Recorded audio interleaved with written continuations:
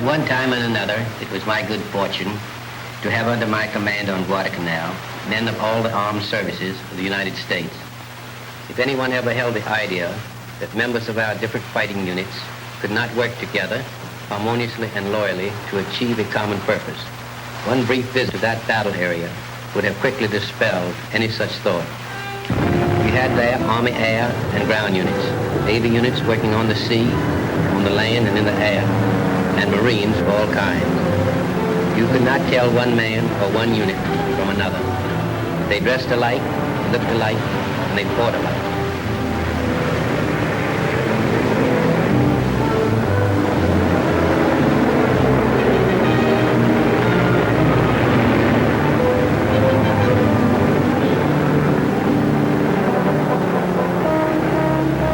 There was no shirking.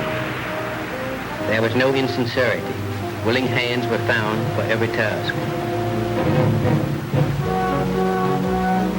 Not only is that battered island in our hands, but also American soldiers, sailors, and Marines have shattered forever the myth of Japanese invincibility.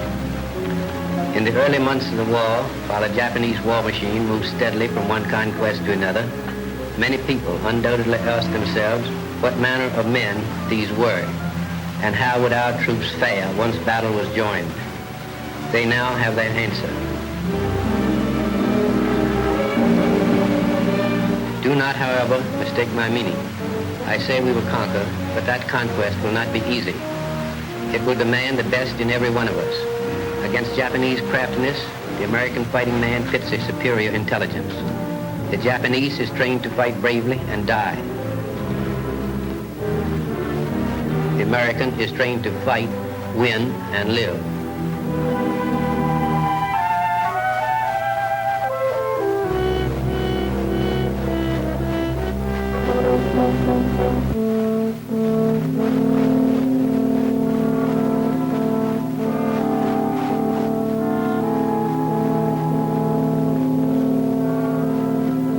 It is apparent that much of the war against the Japanese will be fought in woods and jungle.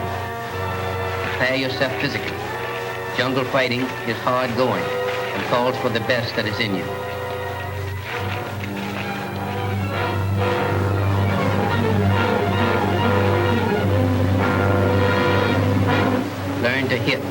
Learn to hit hard and unceasingly.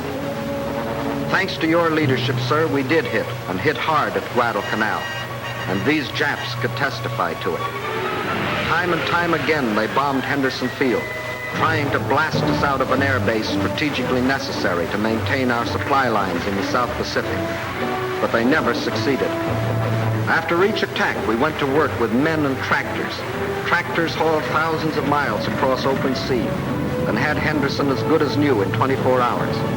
Our fortresses were able to land after leaving souvenirs on Japanese installations that they won't soon forget. The heroism of our Marines and airmen and of the soldiers who relieved them are part of the great spirit and determination that chased the Japs out of Guadalcanal, their tails between their legs. And here are some other heroes. The Spook, the Lay's Lady, the Boomerang, who worked ceaselessly in the action that finally made Guadalcanal ours. And hats off to the Navy for protection on the sea. Proof, sir, of that great cooperation between the services of which you spoke. And proof, too, that we're an unbeatable team. We'll be right behind you, sir, when you post the final score in Tokyo.